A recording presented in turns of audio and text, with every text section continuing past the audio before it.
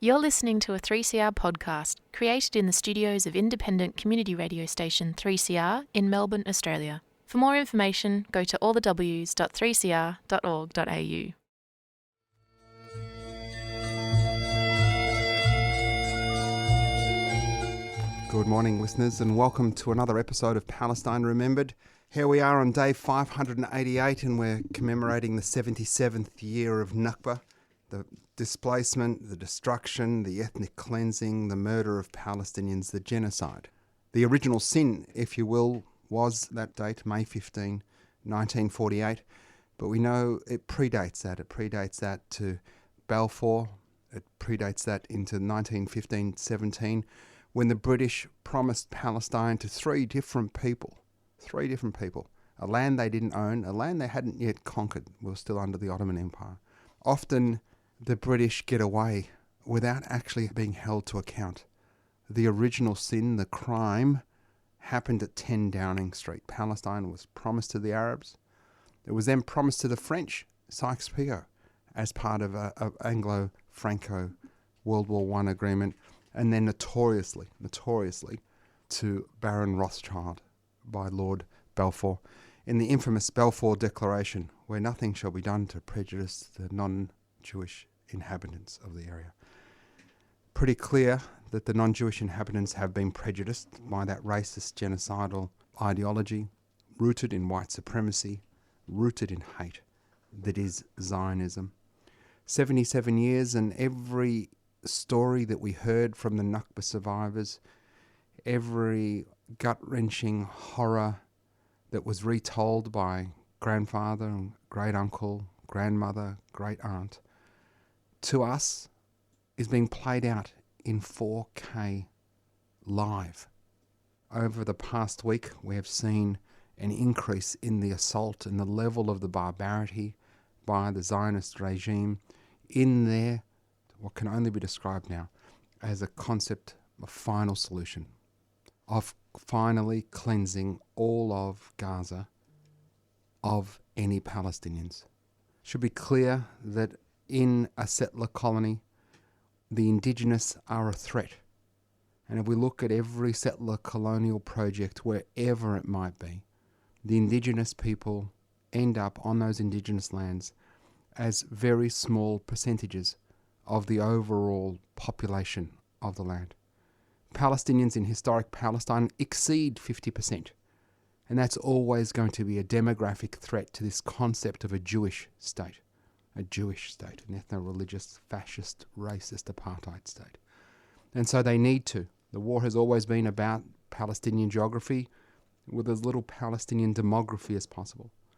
Now, as they've made Gaza uninhabitable for the Gazans, rendered it completely barren, destroyed every piece of civilian infrastructure, from schools and hospitals, roads, cemeteries haven't been spared.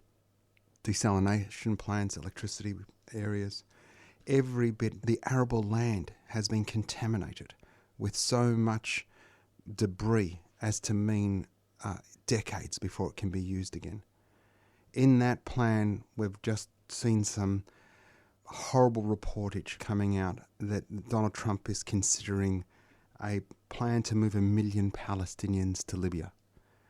It beggars belief that the sycophantic Arab regimes that straddle Palestine, that could end this genocide in an hour, if they had the will, if they had the desire, if they saw in Palestinians a brotherhood or a sisterhood or a humanity, they could end it in an hour. That they negotiated the release of an American captive, an American citizen who decided to join a foreign army, to oppress and subjugate, to kill and murder indigenous people. The incentive for the Gulf states to help end the captivity of this American-Israeli prisoner of war, that happened, and mere moments later, we were back into October and November of 2023 with the level and ferocity of attack from Israel. Hundreds of Palestinians, innocent men, innocent women, and innocent children were killed, murdered, slaughtered in the past week since the release of that prisoner of war. All so that Trump could have his Arabian Nights tour, shake the hand of these wanton enablerists, these sycophantic rulers who one has to suggest must see that their rule is predicated on their proximity to Western hegemony. That if the citizens of those states were given or afforded the opportunity at democracy, that these leaders would end up at the gallows. It's beyond reprehensible and shameful, and any concept of a Arab leadership that sees a commonality is just staggering. We remain uplifted by the solidarity we get from the Arab street. Sadly, the Arab street is as oppressed as the Palestinian people, desperate mostly for food and shelter for daily sustenance. And they're purposely kept in these spaces so that they cannot uprise, so they cannot overthrow their tyrannical rulers. But Palestinians remain hopeful, Palestinians remain steadfast. We know that the struggle is globalized. We know that the intersectional nature and the call for justice for Palestine is going to free us all. It will free us all. And that we might be 77 years since the 15th of May 1948, but we know that there won't be another 77 years. We know that this is the end of Zionism, the brutality that has been exposed, that normal Israel, quote unquote, won't ever go back to October 6. Won't ever go back to October 6. It's a pariah state. People are moving away from it. I want to just go through a couple of the Nakba myths. One of the challenges is people continue to talk about, Israel in a sense of, how it was created. We know how it was created by a decree of the United Nations, a General Assembly resolution that never went to the Security Council. So it was merely a suggestion. The partition of Palestine into two states, an Arab one and a Jewish one, was merely a suggestion. The General Assembly vote was something of the order of 30-odd countries to 15-odd countries, because the United Nations in 1948 was mostly white, unsurprisingly, mostly white. There's 193 countries now in the UN. Back then there was about 50-odd. About 30 of them voted on a suggestion that never went to the Security Council to partition Palestine. And Israel claims that as its legitimacy. Well, firstly, Israel never actually accepted the partition. Never actually accepted it. They exploited it as a tactical step towards ethnic cleansing. And Ben-Gurion is very, very clear on this, very clear in his formulation and his thinking from the 30s through to the 40s and 50s. And he said, after the formation of a large army, in the wake of the establishment of the state, we will abolish partition and expand to the whole of Palestine. And then he said, I believe the majority of Palestinian masses accept the partition as a fait accompli. They don't believe it is possible to overcome or reject it.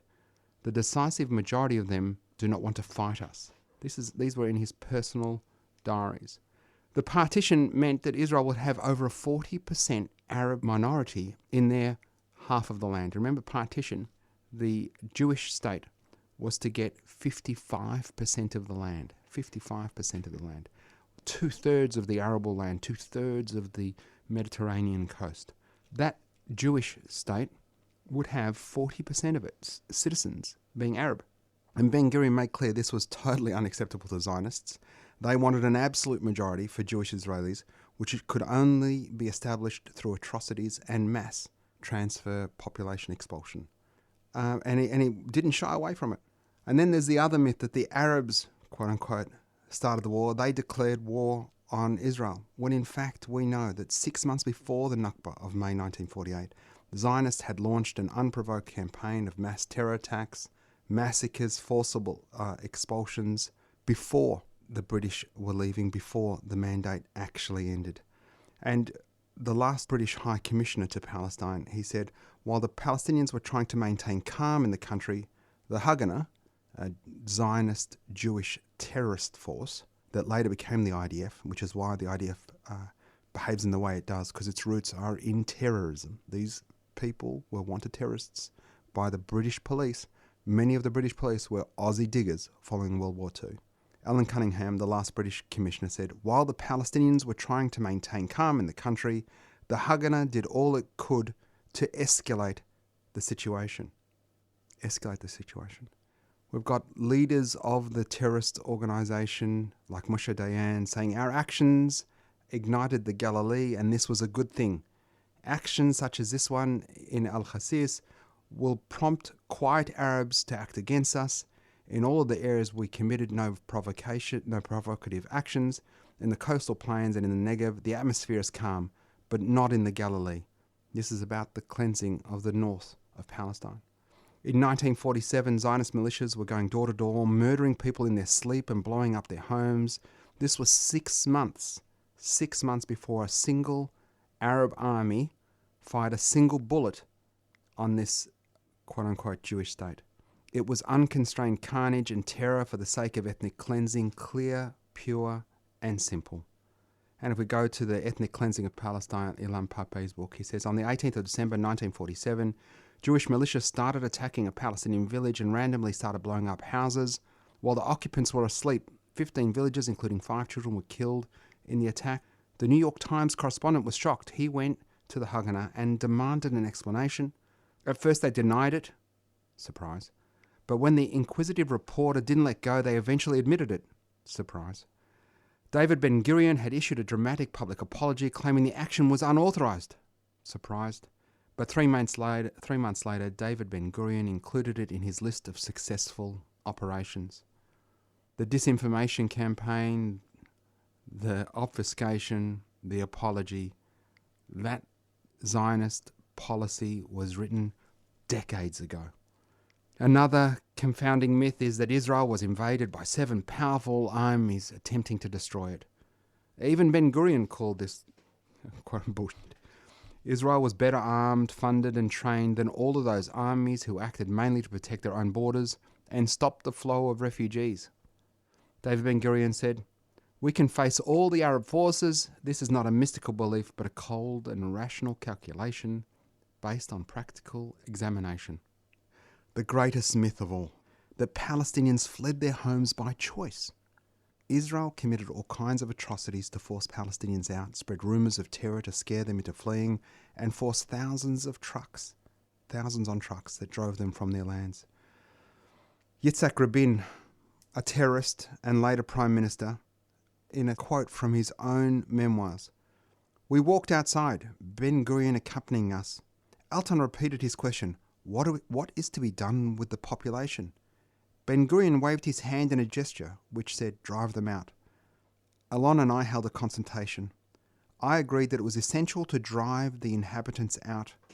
We took them on foot towards the Bet Horon Road, assuming that the Legion would be obliged to look after them, thereby shouldering logistical difficulties which would burden its fighting capacity, making things easier for us. In 1948, David Ben-Gurion, the Arabs of the land of Israel have only one function left to them, to run away. Battalion 22 arrested a man and a woman. They killed the man, washed her, and then 22 men gang raped her. This is from Ben-Gurion's diary, 1947. The lies that were propagated about Palestinians leaving Palestine are evidenced by, we saw the pictures of the Palestinians who for the first time in history went back to the north when they could. 300 to 500,000 of them walked fully a day, almost in single file, to get back to their homes. Palestinians are going back. The Nakba never finished, it's ongoing, but it will end and there will be justice from the river to the sea for the Palestinians, and it will be free from the river to the sea. And we'll be right back. So stay tuned. Hi, this is Rafif Ziada, and you're listening to 3CR, Pro-Palestinian, Happily Proud Radio. Now, I said earlier on I was going to talk about BDS. BDS is our way forward, ladies and gentlemen. Boycott, divestments and sanctions. Boycott products that are complicit in the oppression of Palestinians, in the genocide of Palestinians. Divest from, join our superannuation campaign. Go to apan.org.au. Superannuation, just Google APAN and super. It'll take you to a online form to send a letter to the investment manager of your superannuation fund demanding that they comply with the United Nations list of entities that are complicit in the oppression of Palestinians, and we'll be ramping up that campaign. So stay tuned for more details on that campaign. And sanctions, demanding our governments sanction the apartheid, genocidal, rogue state. But I want you to know that we are winning. It might not feel like it, but increasingly, Israel is seen for what it is, whether it's in boardrooms, where the CEO might be deciding with their procurement team about awarding a contract, and the procurement officer or the operations manager might be saying, we've got a quote from Singapore and one from Taiwan and one from Tel Aviv. And what's happening is the CEO is saying, tell me about Taiwan and Singapore. Companies are choosing not to attach themselves to this genocide, to this rogue apartheid state. Genocide is suicide. You cannot commit genocide on people and expect things to become situation normal again. Support for Israel exists at the very thin top. There is no morality up there. There is no support for it amongst the masses. Increasingly, it's becoming the pariah state it is. And it manifests itself in those boardrooms, but it also manifests itself in the UK today, where Gal Gadot, Wonder Woman, Israeli apologist, genocide supporter, is filming. And activists are tracking her movements, where she's filming, and whenever she's on set and just about to say her lines, they start hurling abuse and shouting and chanting and making sure that they cannot use that edit. And after that movie tanked Snow White because they featured her, we need to make anyone that supports this genocide, any entity, actor, anyone that supports this, persona non grata. Pressure needs to mount on these people. And it's a very simple solution. Disavow your support for genocide. Demand equality for all from the river to the sea. Embrace humanity and love, and we'll let you back in. Our ask is not hard. If you want supremacy for a single person, wherever that may be, however that may manifest itself, that's hate, and we don't accept it. So know that Norway's Sovereign Wealth Fund, the world's largest, has sold tons of shares in Israel's banks and energy enterprises. That the University of San Francisco Endowment Fund during the week announced it's selling off direct investments in 4 companies providing weapons technologies and military intelligence tools to the Israeli regime. MIT, Massachusetts Institute of Technology, the highest rated science institute on earth, has cut ties with Israeli arms company Elbit Systems after a student-led campaign. Elbit Systems, the Australian government that signed almost $1 billion contract to provide turrets for our tanks. This Elbit Systems that creates the suicide drones that hover over targets before detonating and killing. They've been used to kill tens, hundreds, thousands of Palestinian children, men and women. The Spanish government has unilaterally cancelled a contract with an Israeli weapons company for the purchase of ammunition for Spanish police, following an internal government coalition and grassroots pressure. The Danish Pension Fund has agreed to divest from companies operating in the occupied Palestinian territories. The Maldives has banned Israelis from obtaining visas and reaffirmed its absolute solidarity with the Palestinian cause. The University of Sao Paulo has cancelled its 2025 International Culture Fair, initially scheduled for 23, due to the planned participation of the Israeli consulate.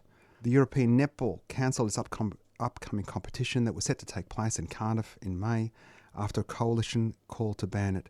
There are tons of things going on. Go to BDS movement.net, find out more details about what's going on. Make sure you do everything you can, and I implore you to speak up loud and proud for Palestine, not just in spaces that are safe. It's easy to talk to your friends that are already convinced. You don't need to talk to them. It's time to get a little bit uncomfortable and talk to your friends, maybe that little bit racist uncle. Just speak to everyone you can. Move beyond our comfort zones and expand them to the spaces that might make us feel uncomfortable. It's never been more needed. Palestine has never been more palatable. You will find support for Palestine in places you never imagined might be. Speak up, speak loud, speak out for Palestine. Get along tomorrow, 12 o'clock. We've got a huge rally. We're marching from the State Library to the Princess Bridge with a river. From there to the American Embassy, and then from there to St Kilda Beach, the sea. We'll be marching from the river to the sea. 6 kilometres, starts at 12 o'clock. Join me at the State Library and others. Thanks for listening. Share the podcast, tell your friends, and remember there's never been a better time for a free Palestine.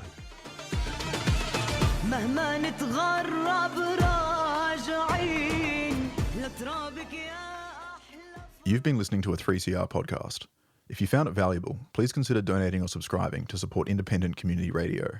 To find out more, go to 3cr.org.au.